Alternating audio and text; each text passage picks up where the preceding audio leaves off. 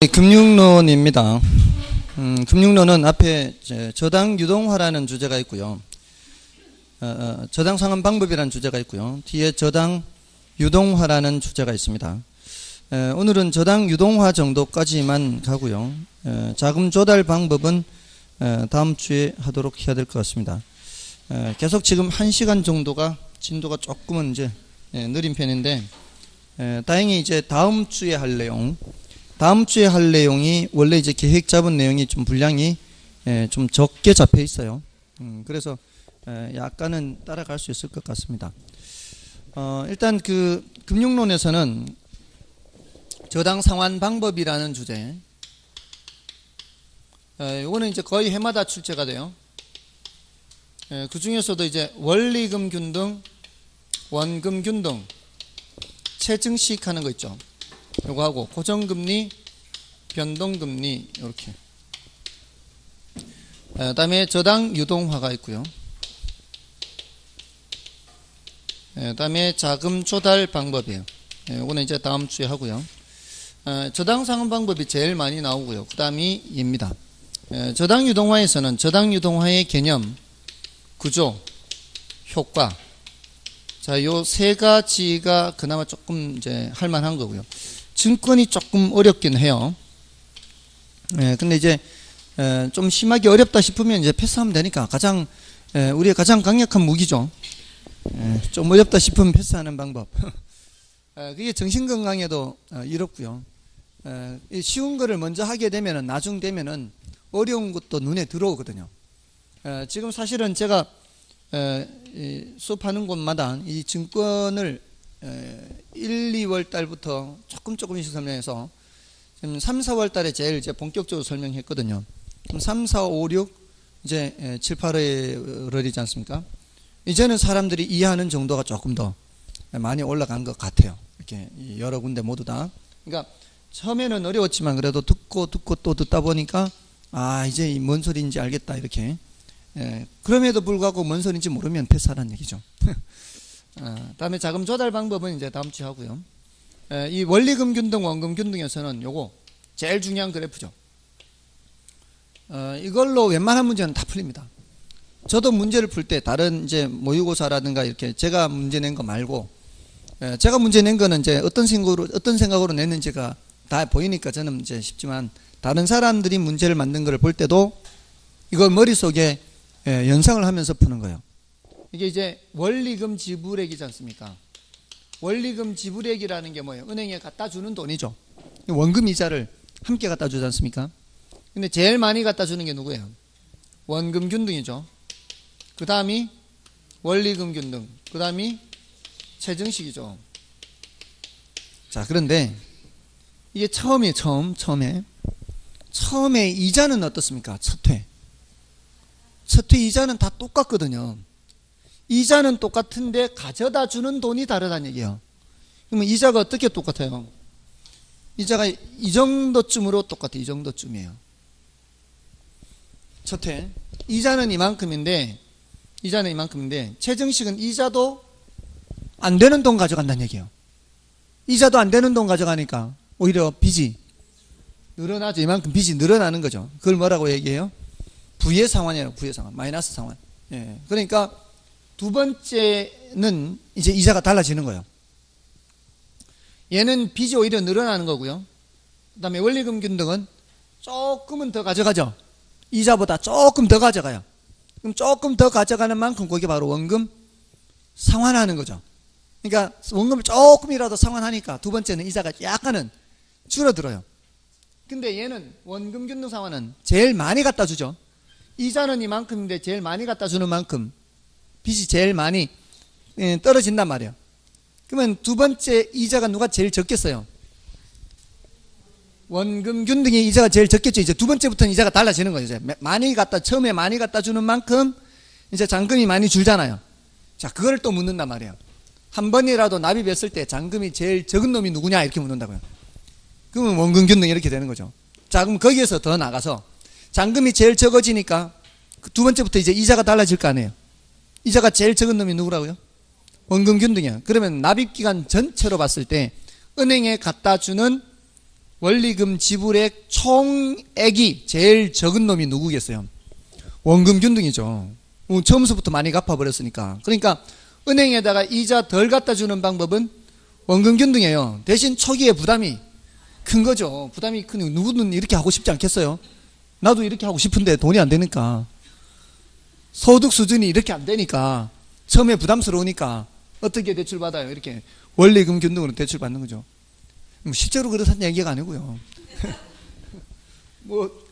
경우에 따라 다르죠. 아예 돈이 안 되면 최정식이지.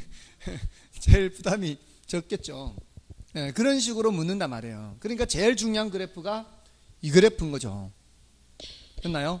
그 다음에 이제 뭐를 더 묻기도 하는가 하면은, 자, 원리금 균등이라 할지라도, 원리금 지불액이라 할지라도, 자, 이게 표현을 이렇게 한단 말이에요. 원리금 지불액은 일정하지만, 이렇게. 원리금 지불액은 일정하지만, 이자 비용은 점점 어떻게, 이렇게 되고요. 원금 상환은 점점 늘어나지 않습니까? 근데 기간 경과에 따라 원금 상환분이 점점 줄어든다. 이러면 틀리는 거죠.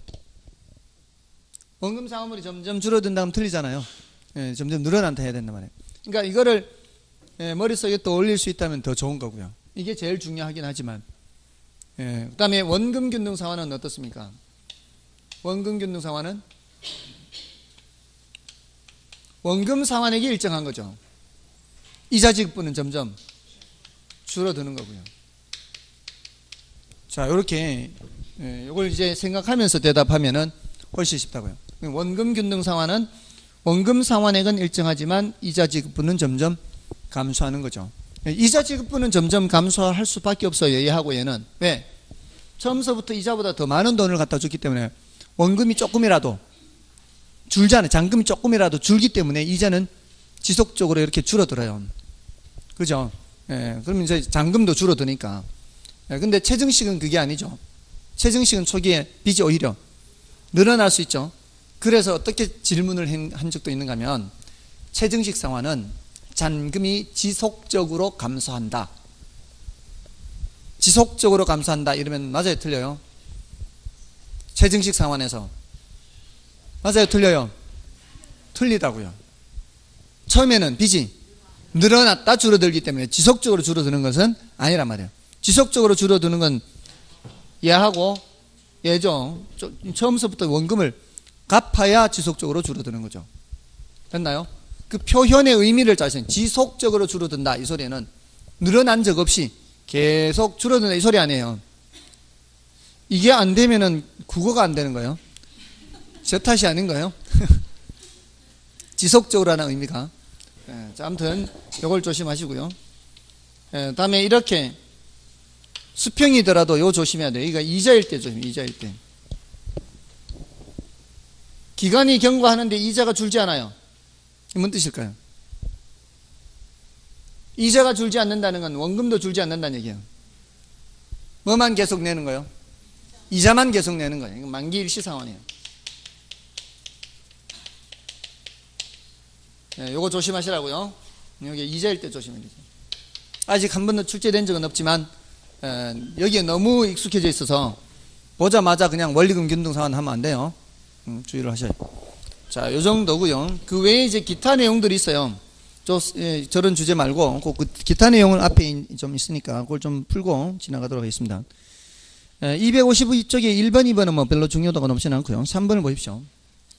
3번에 부동산 금융과 관련된 다음 용어 중 틀린 것은 1번의 신탁금융은 신탁회사와 신탁계약을 맺은 후 받은 수익증권을 담보로 자금을 융통하는 방식이다. 자, 신탁금융이라고 되어 있죠. 신탁하면은 형식적으로 소유권을 이전하는 거예요. 맡기는 거예요. 맡겨. 그러면은 뭐를 줘요? 그 증서를 준단 말이에요. 신탁 증서를. 그럼 그 증서를 은행에 맡기고 대출을 받는 겁니다. 그래서 요거는 이제 옳은 표현이고요. 요거는 부채금융일까요? 지분금융일까요? 요거 신탁금융 맡기고 담보로 제공하고 하면은 돈을 빌린다 이런 뭐야? 부채금융, 부채금융. 다음에 2번에 부채금융은 타인 자본을 조달하는 금융이며 금융기관으로부터의 차입이나 사채 발행이 이에 해당하고요. 다음에 부동산 대출의 총부채 상환 비율을 적용하면 DTI죠. DTI를 적용하면 그렇지 않은 경우보다 자금의 유용성이 높아져요, 낮아져요? DTI를 적용하면 대출받기가 쉬워져요, 어려워져요? 어려워지죠. 그러면은 낮아지는 거죠. 그래서 3번이 틀렸습니다. 그 다음에 대부 비율이란, 자, 이건 뭐 앞에 투자분석 기법에서도 나오는 표현인데, 담보부동산의 가치에 대한 융자잔금 비율을 말하며 대부 비율이 높을수록 채무 불이행 가능성은 높아지는 거죠. 맞고요. 그 다음에 지분금융은 자기 자본을 조달하는 금융을 말하며 주식 발행이나 신디케이션 등이 그 예이다. 자, 그렇고요. 넘어가셔서 지분금융, 부채금융 이거 구별하는 거는 해야 됩니다. 4번, 5번 다 그런 유형이 문제고요. 4번을 제가 풀어드리고요. 5번을 여러분 보십시오. 자, 지분금융은 자기 자본을 조달하는 거고요. 부채금융은 타인 자본을 조달하는 거죠. 지분금융은 특징이 배당이에요, 배당. 부채금융은 이자예요. 자, 그러면은 그 이제 조인트 벤처부터 보겠습니다. 조인트 벤처는 조인트가 참여하는 거 이렇게 합쳐는 건데, 이거는 금융기관이에요. 보통 금융기관은 돈을 빌려주는 곳이에요. 투자하는 곳이에요. 돈을 빌려주는 곳이죠. 그러니까 보통은 금융기관은 부채금융을 제공하는 쪽이에요. 근데 조인트 벤처는 금융기관이 지분으로 참여해요. 지분으로 참여. 금융기관이. 독특하죠? 금융기관이 지분으로 참여하는 것은 독특한 거예요. 지분으로 참여한다는 건 뭐예요? 배당을 받겠다는 얘기죠. 그러니까 이거 무슨 금융이에요? 지분금융이에요. 지분금융. 그 다음에 부동산 신디케이트 있죠. 신디케이트는 투자자 모집이다 이렇게 생각하시면 돼요. 투자자 모집. 투자자를 모집한다는 건 결국 돈을 모집한다는 거 아닌가요? 돈을 모집한다는 거예요. 그럼 돈을 모집해서 나중에 개발 사업이 완성되면 그 수익금을 돈 된 사람들한테 배당을 해주는 거예요. 이것도. 됐나요? 배당해주니까 뭐 이거? 예, 지분금융이에요. 그 다음에 간접투자자산운용업법에 의한 부동산 간접투자 펀드예요. 펀드도 이자 주는 거예요. 배당해 주는 거예요. 펀드도 배당해 주는 거죠.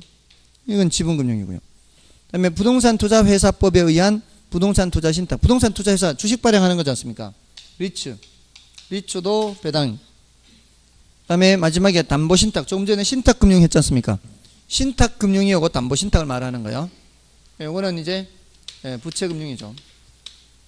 담보신탁 또는 신탁금융 또는 차입, 돈 빌리는 거, 사채 발행하는 거 전부 다 이거. 프로젝트 파이낸싱도 기본적으로는 이자 주는 거죠. 이런 것들. 이런 것들은 다 뭐예요? 이자 주는 거, 이자. MBS, ABS 이런 건 전부 다 뭐예요? 이자 중, 이자. 이런 건 다 뭐예요? 이자 주는 거는 부채금융에 속하는 겁니다. 됐습니까? 자, 됐고요. 6번을 보시면은 6번, 7번이 이제 같은 유형의 문제고요.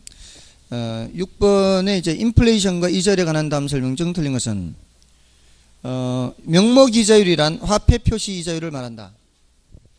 명목이자율이란 화폐 표시 맞나요? 이거 명목이자율, 실질이자율 설명드린 적 있나요? 명목이자율이 뭐라고요? 명목이자율은 화폐 표시 이자율, 실질이자율은 실물자산 표시 이자율이에요. 명목이자율은 실질이자율 더하기 인플레이율 한 적 있나요? 기억나십니까? 명목이자율은 화폐 표시 이자율. 분명히 한 것 같아요, 제가 기억하기에. 실질이자율은 실물자산 또는 실물자본 표시 이자율.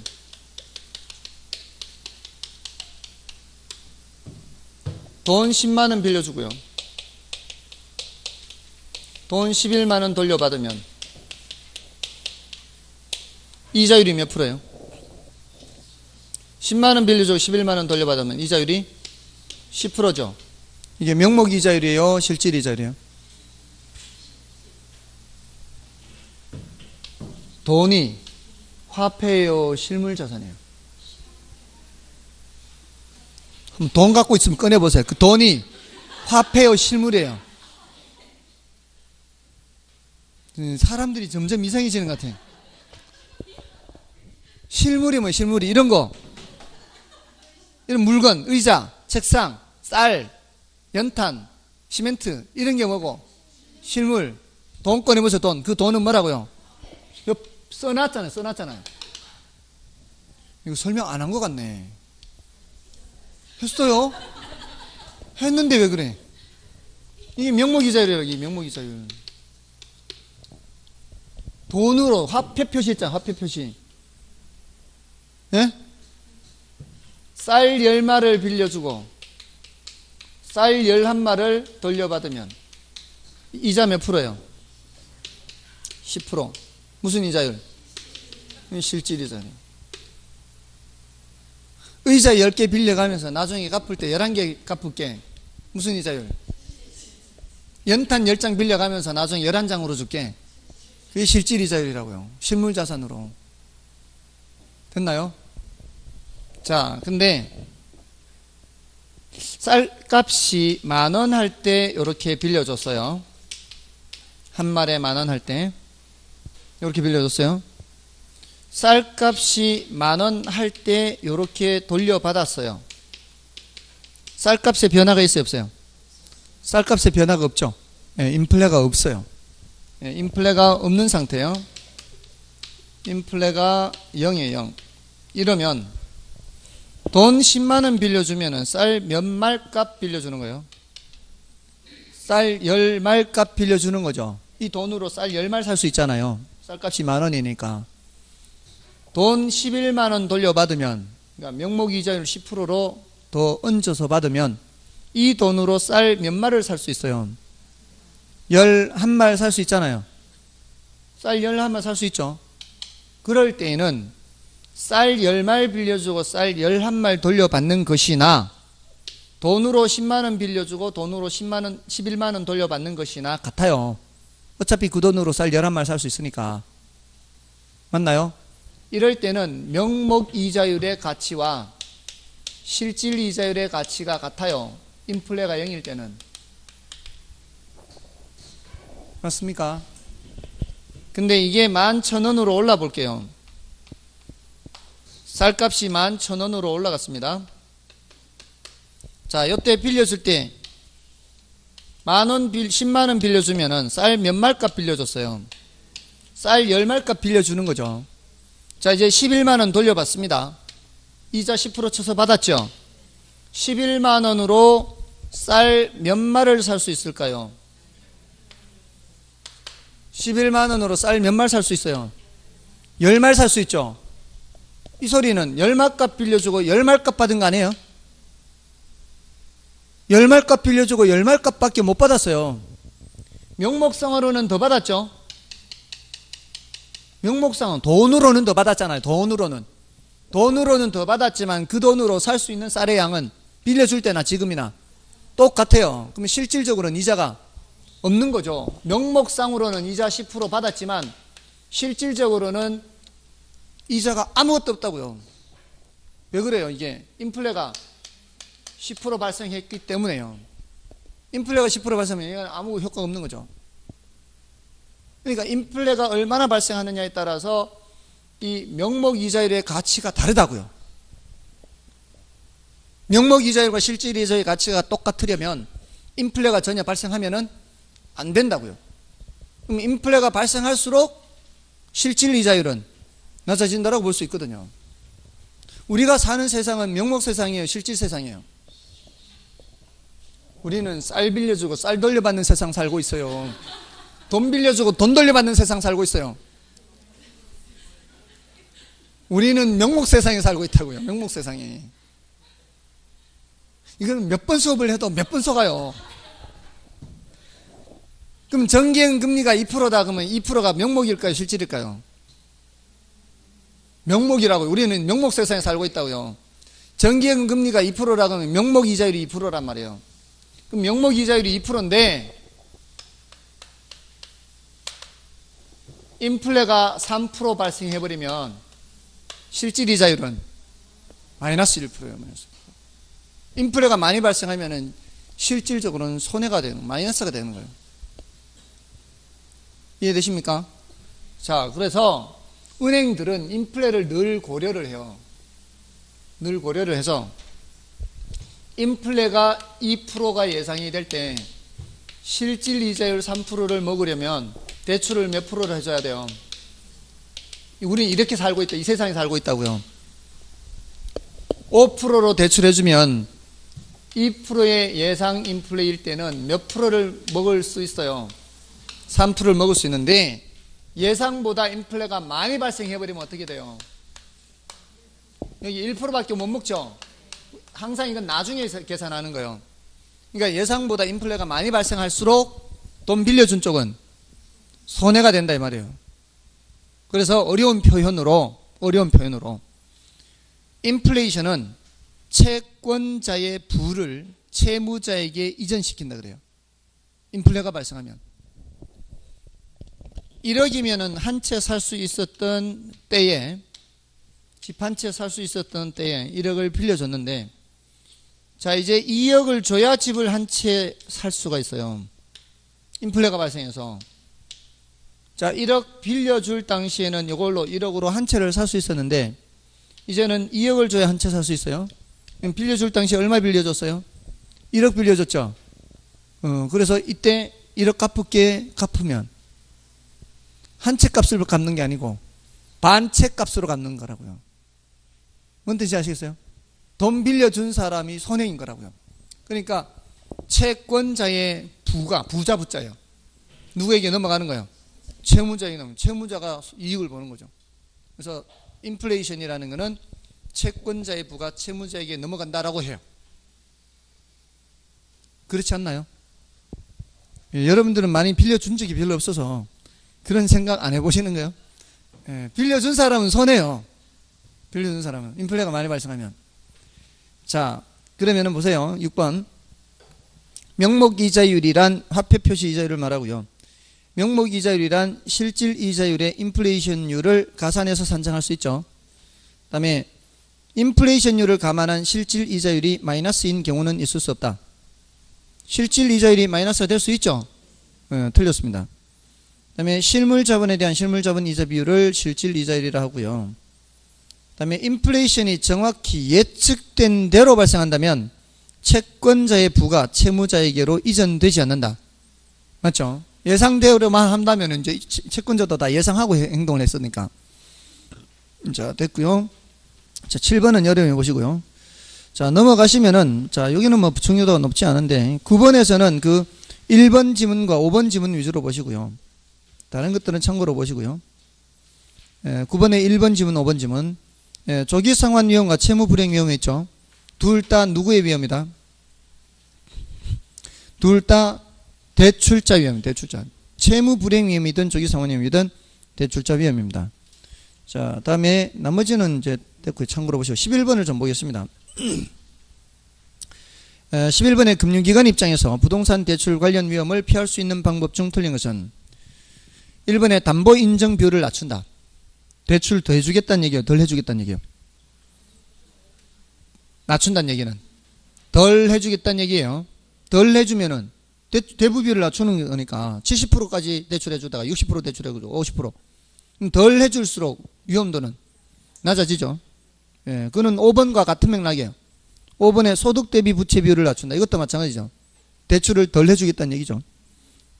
맞잖아요. 예, 부채 서비스 한도를 낮춰버리니까 대출도 덜 해주겠다는 얘기예요.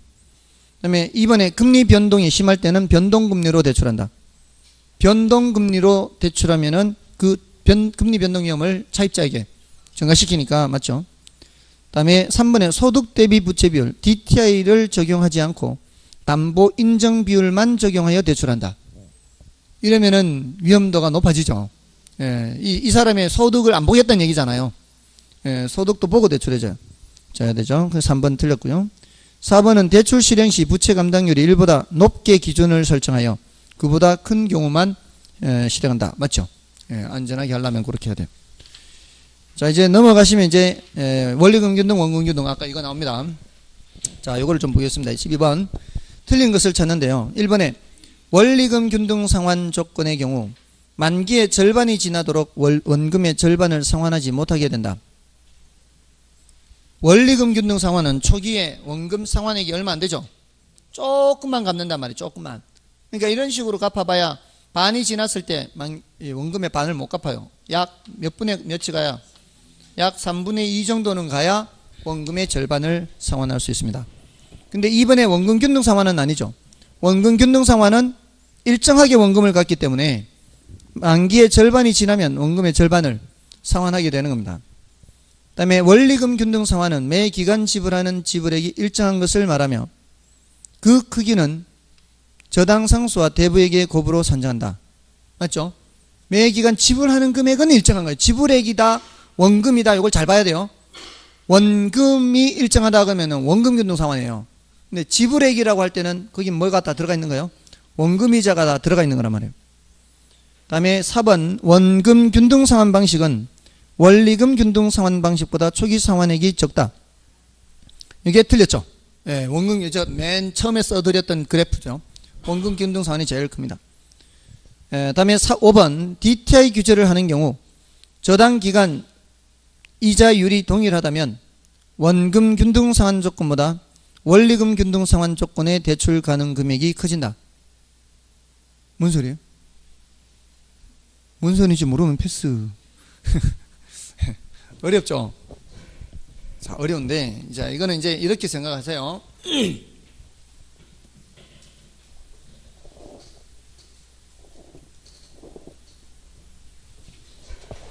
자, 어떤 사람이 대출을 받을 때, 지금 이 대출이나 이 대출이나 이 대출이나 대출받는 금액이 같은 거요, 다른 거요? 대출받는 금액이. 같은 금액을 대출받는 거죠. 같은 금액을 대출받기 때문에 첫회 이자는 어때요? 같죠? 자, 근데 똑같은 금액 대출받았습니다. 예를 들어 1억 대출받은 거요. 1억 대출받았는데, 자, 요거 있죠, 요거. 예, 요거는 1,500만 원을 넣는다 생각하세요. 1,500만 원. 1,500. 만기가 끝날 때까지. 그래서 1억을 다 갚아요. 이제 10년이 됐든 15년이 됐든 요렇게 갚는 조건이에요. 근데 얘는 처음에는 많이 갚지만 나중에는 천천히 이렇게 줄어들어요. 됐습니까? 자, 그런데 여기에 지금 똑같은 금액을 대출받아서 지금 상환을 하는 건데 정부에서 DTI 규제를 40%로 하고 있어요. 규제를 40%로 하고 있는 거예요.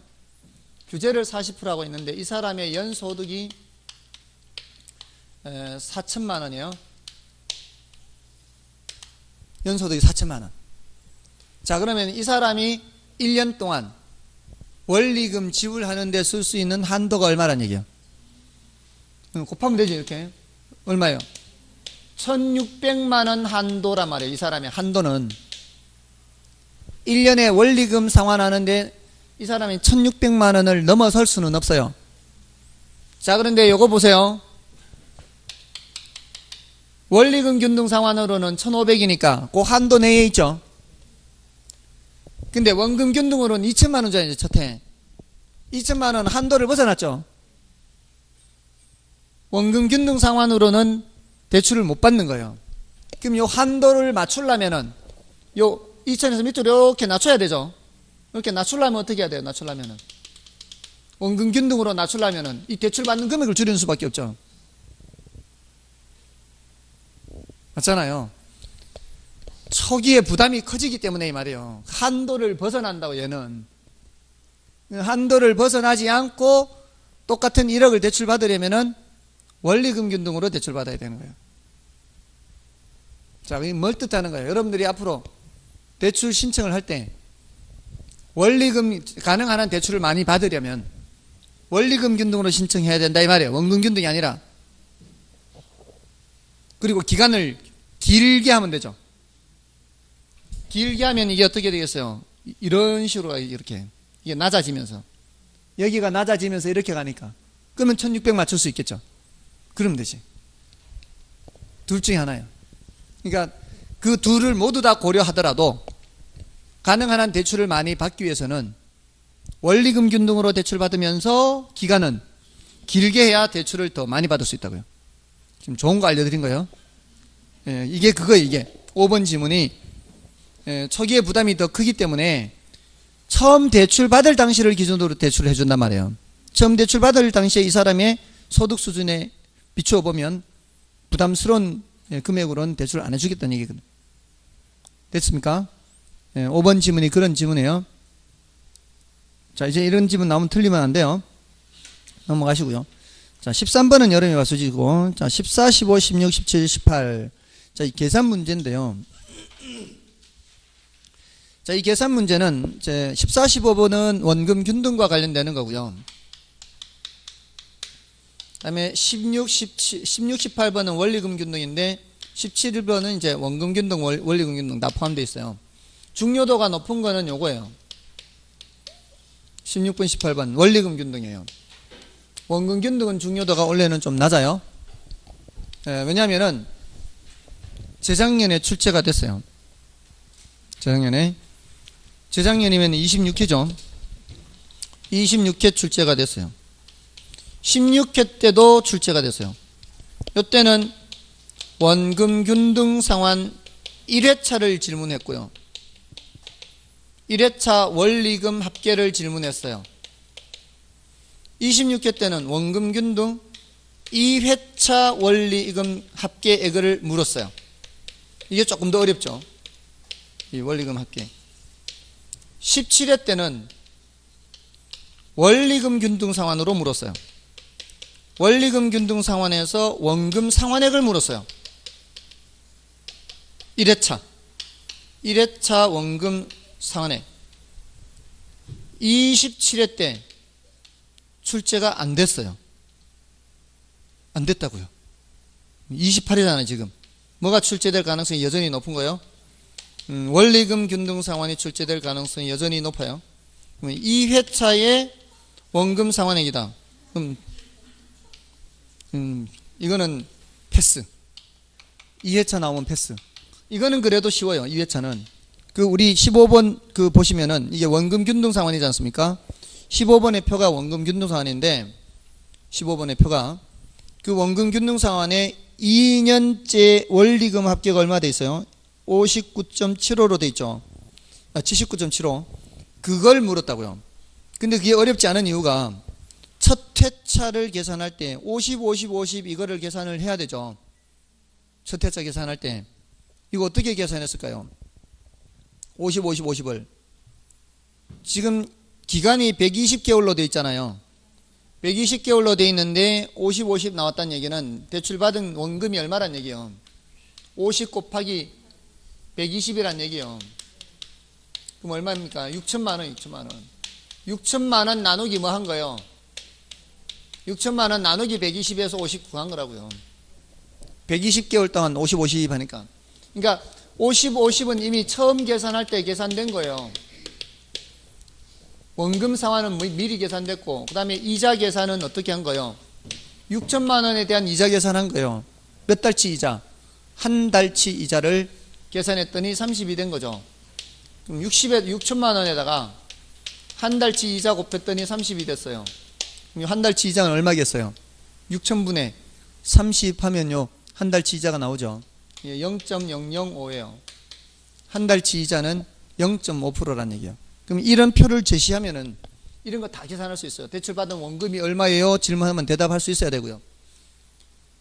월 이자율이 얼마일까요? 하면 월 이자율이 나와야 되고요. 다 나와야 돼요. 연 이자율이 얼마일까요? 하면 곱하기 0.5%죠. 0.5%에다가 12달 곱하면은 연 이자율은 6%예요. 다 나와야 돼요. 이 표를 보고 다 알 수 있어요. 그렇잖아요. 6천만 원은 50 곱하기 다시 120개월 하는 거고. 자, 그 다음에 이렇게 했죠. 그 다음에 원리금 합계 이걸 묻는단 말이에요. 이게 얼마예요? 첫 달은 이제 80만 원 갖다 주잖아요. 80만 원 갖다 주면 이자 30만 원 빼고 50만 원 갚으니까 잔금이 얼마 되는 거예요? 5,950 잔금 남죠?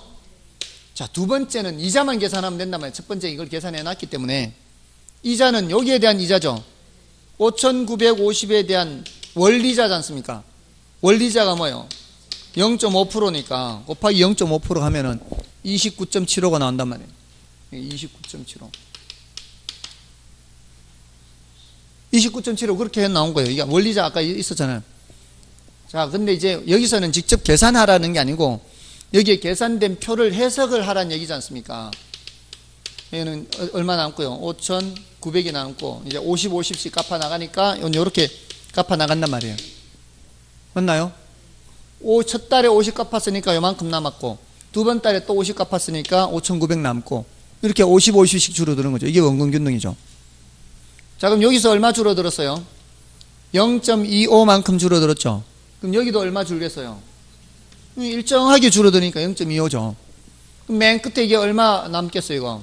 여기도 0.25만큼 남아요. 그래야 다음에 없어질 거 아니에요. 그러니까 이렇게 똑같이 일정한 간격으로 내려와야 여기 마지막에 없어질 거 아니에요. 그럼 여기도 0.25란 얘기죠. 됐나요? 그러면 기억에 들어가는 건 뭐고요? 그 15번에 29.5가 되는 거죠. 0.25만큼 줄어야 되니까 29.5가 돼야 되고 니은에 들어가는 거는 0.25니까 리을에 들어가는 것은 50.25 이렇게 들어가야 되겠죠. 그래서 기억과 리을에 들어가는 것을 찾는 겁니다. 그러니까 원금균등 상환의 어떤 구조를 좀 아실 수 있겠죠. 쉽게 일정하게 이렇게 줄어드는 그런 구조를 보인단 말이에요. 자, 근데 원리금 균등 상환에서는 2회차 물으면은 이 복잡해요. 이게 잔금에서 이자 계산하는 게 복잡하단 말이에요.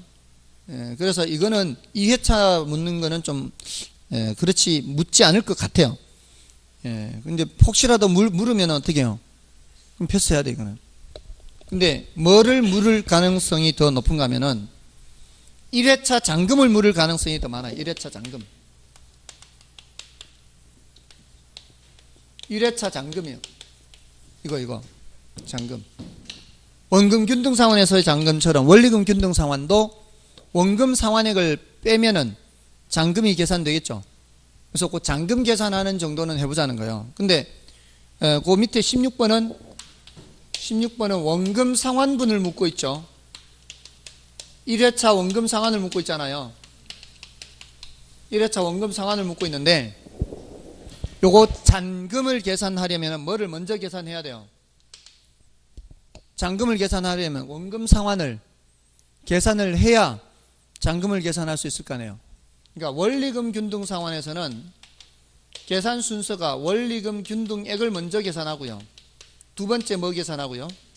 이자 계산하고 세 번째 원금 상환을 계산한 후에 뭐를 계산하는 거요? 잔금을 계산하면 돼요. 근데 이 원리금 균등액 계산하려면은 뭐와 뭐를 곱해야 돼요? 저당상수 곱해야죠. 대부액 곱하기 저당상수 해야 되죠. 그럼 이자를 계산하려면 첫회 이자니까 대부액 처음 대출받은 금액에다가 이자율을 곱해야 되죠. 맞나요? 그러면은 뭐가 계산이 돼요? 이자가 계산이 되겠죠. 저당상수 곱하면 뭐가 계산되고 이런 원금이자가 다 계산되는 거고 여기는 뭐만 계산되고 이자만 계산되고 그럼 여기서 여기를 빼면 원금 상환이 나오겠죠. 자, 그러니까 자세히 보시면 둘 다 이 대부액이 그대로 있죠. 이 차이만 있잖아요. 이 차이. 이거는 차이가 없고 저당상수는 항상 뭐보다 크다는 얘기예요. 이자율보다 크다는 얘기예요. 얘는 원금이자가 같이 계산되고 눈 뜨세요. 여기는 이자만 계산되고 맞나요? 자, 저당상수가 뭐라고 되어 있어요? 0.094 문제 16번 문제. 근데 여기는 이자율이 0.07이죠. 그 16번 문제를 읽어보시면 가격이 2억 원인 아파트를 구입하기 위해 1.2억 원의 대출을 받았고요. 대출 이자율이 연 7%고 20년간 원리금 균등분할 상환 방식으로 매년 상환하기로 했어요. 이때 첫 해에 상환해야 할 원금을 묻는데 연 7% 기간 20년에 저당상수는 0.094라고 그랬지 않습니까?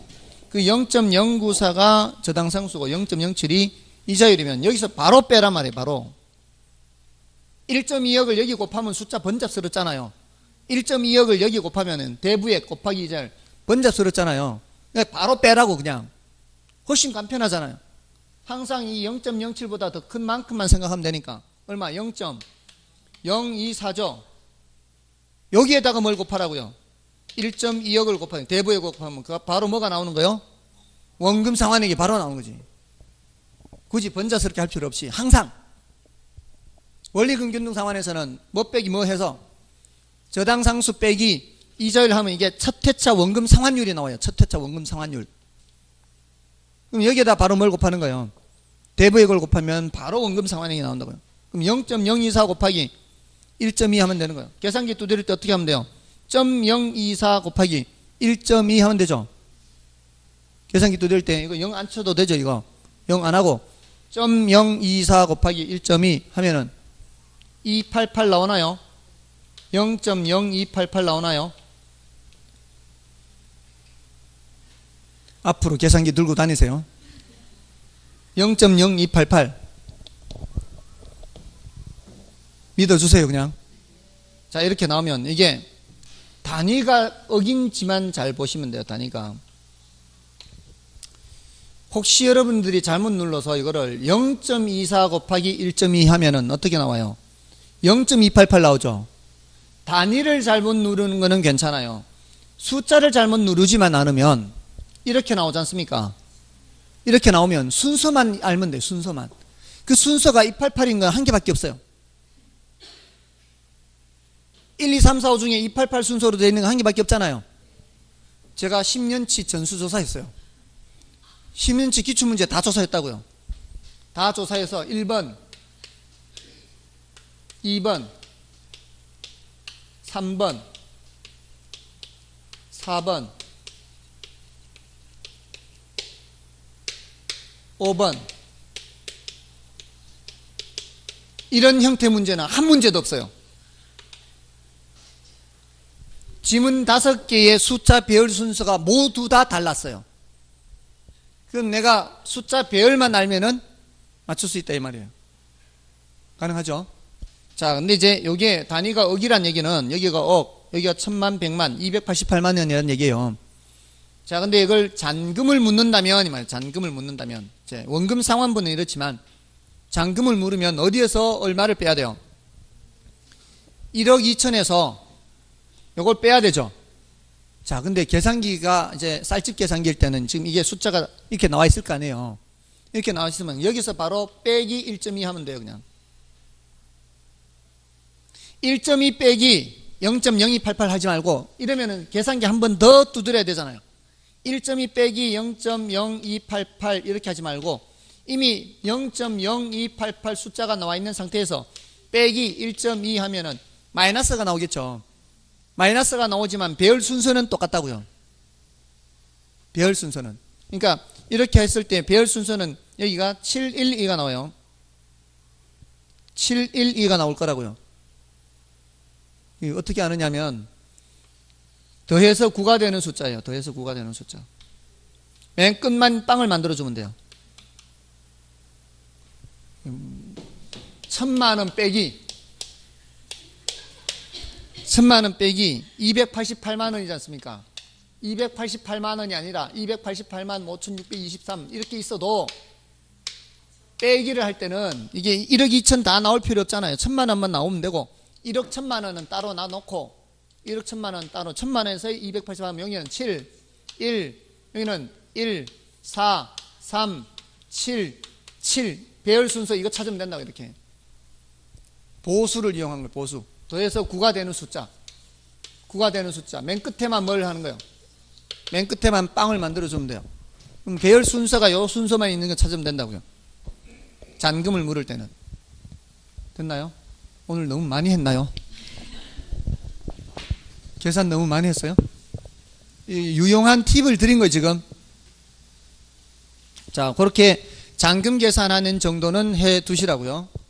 잔금 계산하려면 뭐를 먼저 계산해야 돼요? 원금 상환을 먼저 계산하는데 원리금 균등 상환에서 원금 상환할 때는 어디에서 뭐를 먼저 빼라고요? 저당 상수에서 이자율을 먼저 빼서 첫 회차 원금 상환율을 계산하는 거기에다가 대출받은 금액을 곱하면 금방 원금 상환액이 나와요. 몇 초면 구할 수 있어요. 몇 초. 요 순서대로 하면은. 맞지 않습니까? 저당 쌀집 계산기 두드릴 때 어떻게 해요? 0.094 뭐 이렇게 나오면 빼기 0.07 하면 숫자 바로 나올 거 아니에요. 거기에다가 곱하기 바로 뭐만 하면 돼요? 대출받은 금액 곱하면 끝나잖아요. 몇 초에 몇 초. 이런 거 나왔으면 좋겠죠. 자, 이제 넘어가시고요. 자, 넘어가시면은 19번, 이 나머지 17, 18 이거 여러분이 좀 봐주시고요.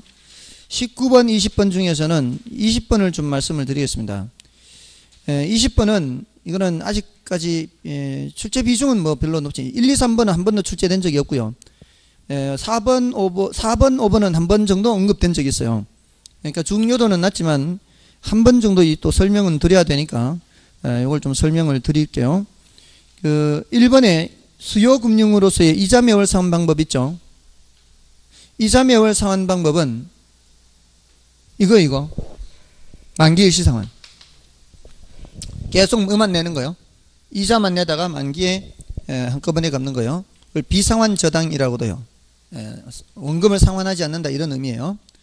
다음에 이번에 부분 원리금 상환 방법은 차주와 대주 간의 변제 만기일이 되어도 완전히 상환되지 않음을 합의한 것으로 부분 상환 저당이라고도 해요. 그러니까 만기가 됐을 때 다를 안 갚는 거죠. 조금은 남아 있는 거예요. 예를 들어 1억을 대출받았다. 만기가 됐는데 3천만 원 남아 있는 거예요. 7천만 원만 상환이 되는 거죠. 이렇게 생각하시면 돼요. 1억을 대출받을 때 두 가지로 나누어 계약했다 보면 돼요. 하나는 7천만 원은 원금 이자를 다 갚는 것으로 계약하고요. 3천만 원은 이자만 갚는 것으로 계약한 거죠. 그래서 그 합계액을 내는 거죠. 은행에다가. 은행에 낼 때는 7천만 원은 원금이자 합계액에 대한 원금이자에 대한 걸 내고 3천만 원에 대한 것은 이자만 내는 거죠. 그 두 가지 대출을 한꺼번에 받았다 이렇게 생각하시면 되는 거죠. 그러면은 만기가 돼도 뭐가 남아있는 거예요? 3천만 원이 남아있는 거죠.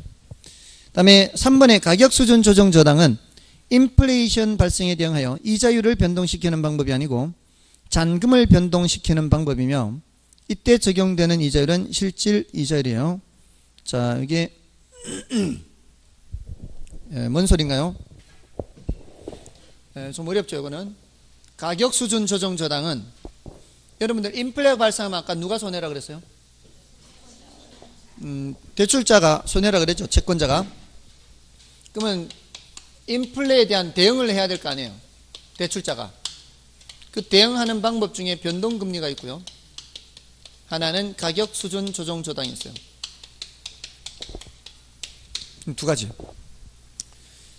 변동금리는 금리를 바꾸는 거예요. 내가 1억을 대출받았는데 연 10%로 대출받았어요. 이게 마이너스 통장이라고 생각하시고요. 내가 1년 후에 2천만 원을 납입을 했어요. 그러면 은행 입장에서는 이 중에서 10%가 이자니까 1천만 원은 이자고 나머지 1천만 원은 원금 갚은 거죠. 그럼 잔금을 얼마로 생각하겠어요? 잔금을 9천만 원으로 생각하겠죠. 근데 요 1년간 예상치 못한 인플레가 10% 발생했어요. 1년간 예상치 못하게 인플레가 10% 발생했어요. 그러면은 변동금리 하에서는 내년부터는 이제 몇 프로 적용하겠다고요? 내년부터는 이제 20% 적용하겠다는 거죠. 10%가 좀 안 되니까. 이게 바로 금리를 조정하는 거죠. 변동금리. 근데 가격수준 조정 저당은 이렇게 하는 거예요. 9천만 원, 1년 전에 9천만 원으로 살 수 있었던 것을 지금 9천만 원으로 살 수 있을까요? 이렇게 묻는 거예요. 1년 전에 9천만 원으로 살 수 있었던 거를 이제는 9천만 원으로 못 사죠. 인플레가 얼만큼 발생했으니까? 10% 발생했으니까. 그러면 지금 얼마가 되어야 1년 전에 9천만 원짜리 살 수 있어요? 지금은 이제 9,900이 돼야 되죠. 그래야 1년 전에 9천만 원 살 수 있으면 사죠. 요걸 조정하는 거예요. 요거를. 맞잖아요. 대신 요거는 조절하지 않나야죠. 이거는 그대로 둬야죠. 자, 그러면 아까 명목 이자율은 실질 이자율 더하기 인플레를 했죠. 인플레가 더해져야 명목이죠. 인플레가 들어가야 명목이 되잖아요. 포함돼야 명목이 되는데 여기는 인플레가 포함되어 있죠. 여기 인플레 포함되어 있어요? 안 돼 있어요? 안 돼 있죠. 이거 무슨 이자율이라는 얘기예요? 실질 이자율이라는 얘기예요. 그러니까 가격수준 조정 저당에서 적용되는 이자율은 실질 이자율에 적용되는, 인플레가 여기 적용되지 않고 여기 적용되니까. 됐죠? 이거는 이제 한 번도 출제되지 않았던 거고요. 4번, 5번은 이제 언급이 된 건데, 역저당이 뭐예요? 역저당은 주택연금 생각하면 되죠. 주택연금은 분할대출 일시상환의 특징이 있죠. 주택연금은 주택을 담보로 해서 매달 생활자금 대출 받지 않습니까? 그리고 나중에 사망하거나 하면 집 팔아서 한꺼번에 상환을 하지 않습니까? 그 다음에 5번의 유효이자율은 매월 상환 조건인가 또는 매분기 상환 조건인가에 따라 그 크기가 달라지며 상환 주기가 짧아질수록 유효이자율의 크기는 상대적으로 작아진다. 유효이자율 개념 말씀드린 적 있나요? 유효이자율. 이게 한 번 시험에 언급이 한 번 언급됐어요. 중요도가 조금은 낮은 건데, 제가 1억을 연 12%도 대출받았어요, 이제. 1억을 연 12%로. 자, 1년 뒤에 매년 말 이자를 지불하기로 했다면 1년 뒤에 1200만 원 이자를 줘야 되겠죠. 근데 매월 말 이자를 주기로 했다면 월 1%가 되겠죠. 연 12%니까. 연 12%면 월 1%가 적용되어 있죠. 그럼 이제 1억에 대한 1%는 100만 원 되겠죠. 100만 원, 100만 원씩 12달에 걸쳐서 나누어서 이렇게 지불할 겁니다. 자, 이게 적용되는 이자율이 더 부담스러울까요? 이게 더 부담스러울까요? 위, 아래. 위가 더 부담스러울까요? 아래일까요? 과감하게 찍어보세요. 뭐 죽고 사는 문제도 아니고 이게 더 부담스러워요. 왜냐하면 이렇게 이자를 낸다는 얘기는 내가 100만 원씩 적금을 부었다가 1년 뒤에 찾아서 주는 거하고 똑같아요. 적금 부어가지고 이거는 그냥 1200 주면 되는 거지만 이렇게 주는 거는 매달 적금 부어서 그 돈 찾아서 그대로 갖다 주는 거하고 똑같다고요. 그럼 100만 원씩 12달 적금 부으면 얼마 찾겠어요? 1200만 원보다는 더 많이 찾는 거죠. 그러면 이 금액 계산하려면은 목돈이에요, 푼돈이에요? 이거 계산하려면은 목돈 계산하는 거요, 푼돈 계산하는 거, 이거 계산하려면은 흥분하고 있어요, 지금. 목돈 계산해야 될 거 아니에요, 지금. 이것의 목돈을 계산해야 될 거 아니냐고요. 그럼 그 목돈은 현재 목돈이 미래 목돈이에요. 미래 목돈이면 연금의 내가계수 몇 프로? 1%. 매월이잖아요, 매월. 한 달. 그 원리자가 적용돼야 되죠, 이게. 원리자가 적용돼야 될 거 아니에요, 1%. 그리고 몇 달짜리? 12달. 요 연금의 내가계수를 찾아가면은 연금의 내가계수가 12.5625가 있어요. 12배가 아니라고요. 그냥 12배 하면 1200이지만 12.5625 있습니다. 찾아보세요. 연금의 내가계수 있는지. 믿어주세요. 12.5625가 있는데, 그러면 곱하기 100만 원 하면은 얼마란 얘기예요? 1256만 2,500원이에요. 그러니까 이렇게 이자를 내는 거는 12.5625% 이자를 내는 거라고요. 요렇게 이자를 내야 연 12%예요. 요렇게 내면은 12.5625% 이자를 내는 셈이라고요. 요거를 유효이자율이라 그래요. 자, 그러면 우리 대부분 대출 받으면 연 12%로 대출해 드립니다. 적용됩니다. 하면은 이렇게 이자 원리금을 상환해요. 이렇게 상환해요. 밑에 걸로 하죠. 실제로는 이렇게 대출 받은 거라고요. 근데 이렇게 얘기한다고요. 은행에서는. 그러니까 우리는 속고 산 거라고요. 정말로. 정말이에요. 그래서 이런 유효이자율이란 개념이 나온 거예요. 유효이자율이라는 개념이. 됐나요? 자, 그럼 이게 자주 납입할수록 어떻다는 얘기요? 1년에 2번 납입하는 것보다는 3번 납입하는 것보다는 4번 납입하는 건 12번. 이렇게 하는 게 유효이자율이 점점 세지는 거라고요. 그러니까 일수이자가 엄청 센 거라고요. 일수이자는 매일 찍는 거죠. 들어보셨어요? 일수 찍는 거. 그것도 선이자 때죠. 100만 원 빌려준다 그러면서 5만 원 떼고 줘요. 선이자를. 그러니까 95만 원 주면서 100만 원 달라고 하는 거예요. 그러니까 100만 원에 대한 5만 원 이자가 아니고요. 95만 원에 대한 이자 5만 원이에요. 그러면서 33,300원씩 30일 찍는 거예요. 그러니까 그 일수하는 사람들 가방 들고 다니면서 수금하잖아요. 매일매일 찍어가면서. 그러니까 목돈 빌려서 뭐 좀 장만해가지고 매일매일 장사해서 그걸로 33,300원씩 일수 찍는 거죠. 그러니까 일수이자는 엄청 센 이자죠. 맞잖아요. 매일매일 찍어야 되니까. 제가 일수를 해서 아는 건 아니에요.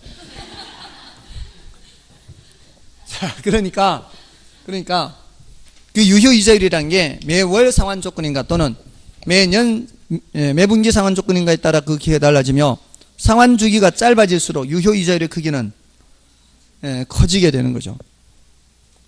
그렇죠? 자, 이제 좀 쉬고 고정금리, 변동금리 하고요. 저당 유동화까지 살펴보겠습니다. 좀 쉬겠습니다.